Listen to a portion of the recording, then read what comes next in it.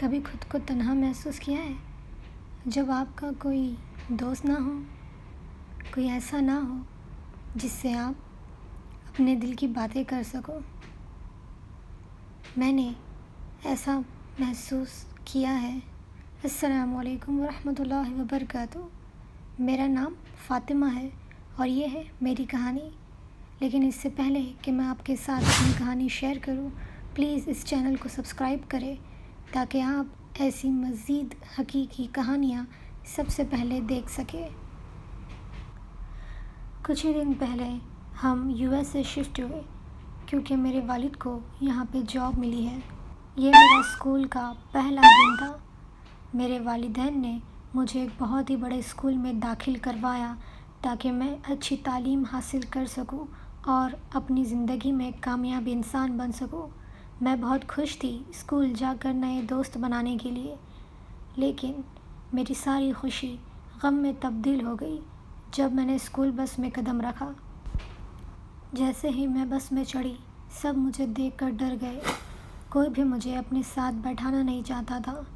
جب میں ایک خالی سیٹ کے پاس پہنچی تو بغل میں بیٹھی لڑکی مجھ سے کہنے لگی، تم یہاں نہیں بیٹھ سکتی۔ لیکن کیوں؟ میں نے پوچھا۔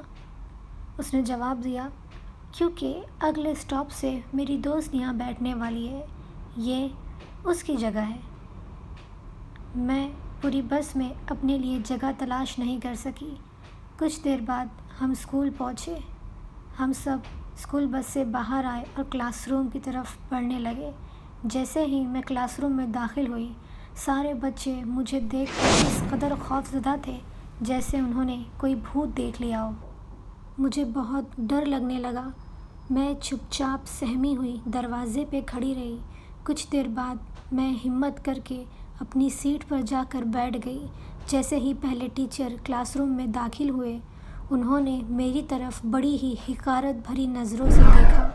جب ان کا لیکچر ختم ہوا تو انہوں نے پوچھا، کیا کسی کو کوئی سوال کرنا ہے؟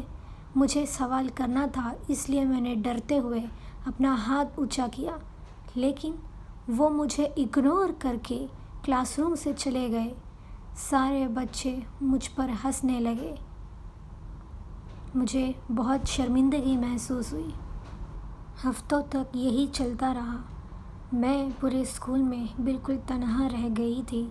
میرا کوئی دوست نہیں تھا اور میں اکیلے وقت گزارا کرتی تھی۔ کچھ ہفتوں بعد میں نے ایک نئی لڑکی کو اسکول بس میں دیکھا۔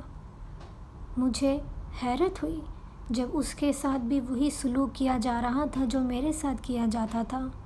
میں نے سوچا کہ میرے حجاب اور میرے مذہب کی وجہ سے یہ لوگ مجھے اپنا دوست نہیں بناتے اور مجھ سے دور بھاگتے ہیں، لیکن اس لڑکی کے ساتھ ایسا سلوک کرنے کی کیا وجہ ہو سکتی ہے، کیونکہ یہ تو مسلمان بھی نظر نہیں آتی۔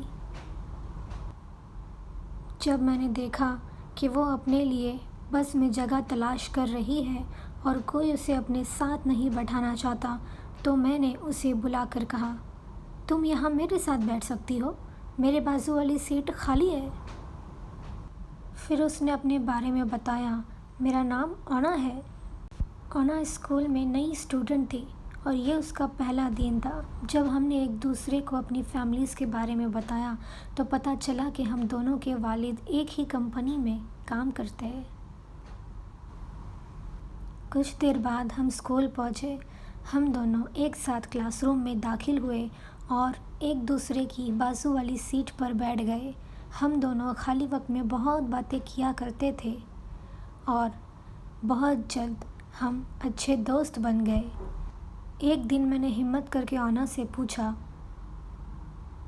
یہ لوگ تمہارے ساتھ ایسا برتاؤ کیوں کرتے ہیں؟ کیوں تمہیں دوست نہیں بناتے؟ اس نے کچھ دیر کی خاموشی کے بعد جواب دیا، کیونکہ میں بلیک ہوں۔ کیا مطلب تم بلیک ہو؟ یہ ایک قسم کی نسل پرستی ہے جو ہم جیسے خوبصورت نہ دکھنے والوں کے ساتھ کی جاتی ہے۔ یہ لوگ گورے اور خوبصورت ہیں، اس لیے یہ ہم سے دور بھاگتے ہیں اور دوست نہیں بناتے۔ مجھے یہ سن کر بہت بڑا دھچکا لگا۔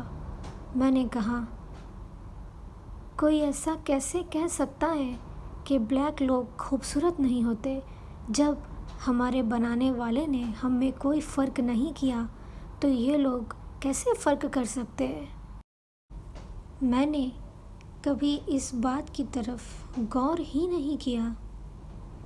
مجھے ہمیشہ حیرانی ہوتی تھی کہ یہ لوگ تم سے اس طرح کا سلوک کیوں کرتے ہیں، لیکن آج جب مجھے پتہ چلا ہے تو مجھے ان کی سوچ پر افسوس ہے۔ تم ایک بہت اچھی انسان ہو، تم نے میرے ساتھ کبھی برا سلوک نہیں کیا، اور اب بھی تمہیں میری ہی فکر ہے کہ یہ لوگ میرے ساتھ برا برتاؤ کرتے ہیں، جبکہ تم یہاں مجھ سے پہلے آئی ہو اور یہ لوگ تمہارے ساتھ بھی ایسا ہی سلوک کرتے ہیں۔ آنکھوں میں آنسو لیے اس نے کہا۔ اس وقت کے بعد سے ہم بیسٹ فرینڈز بن گئے۔ میں روزانہ گھر جا کر اپنے والدین سے آنا کے بارے میں باتیں کیا کرتی تھی اور وہ لوگ یہ دیکھ کر بہت خوش تھے کہ مجھے ایک سچی اور اچھی دوست مل گئی ہے۔ میں بھی بہت خوش تھی، لیکن میری یہ خوشی غم میں تبدیل ہو گئی۔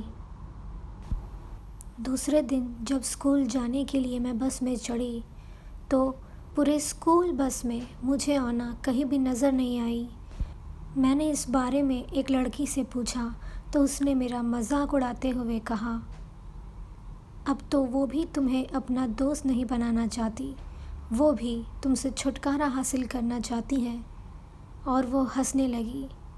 یہ سن کر مجھے بہت برا لگا اور میں خاموشی سے اپنی سیٹ پر بیٹھ گئی۔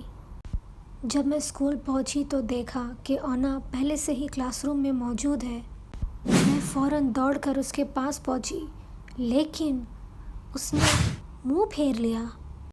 مجھے ایسا محسوس ہوا جیسے میرے جسم سے روح ہی نکل گئی ہو۔ وہ میرے ساتھ ایسا سلوک کیوں کر رہی ہے؟ کیا وہ میری دوست نہیں رہنا چاہتی؟ کیا مجھ سے کوئی غلطی ہوئی ہے؟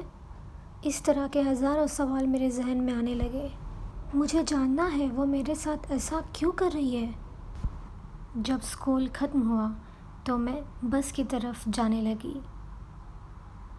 میں نے راستے میں سوچا کہ آخر کار اب میں اونا سے پوچھوں گی کہ وہ میرے ساتھ اس طرح کا برتاؤ کیوں کر رہی ہے، میری کیا غلطی ہے، اس کے ساتھ کیا مسئلہ ہے۔ لیکن مجھے حیرت ہوئی جب میں نے دیکھا کہ اسکول گیٹ کے پاس ایک کار موجود ہے۔ اونا اس میں بیٹھی اور چلی گئی۔ میں آنکھوں میں آنسو لیے وہیں کھڑی رہی۔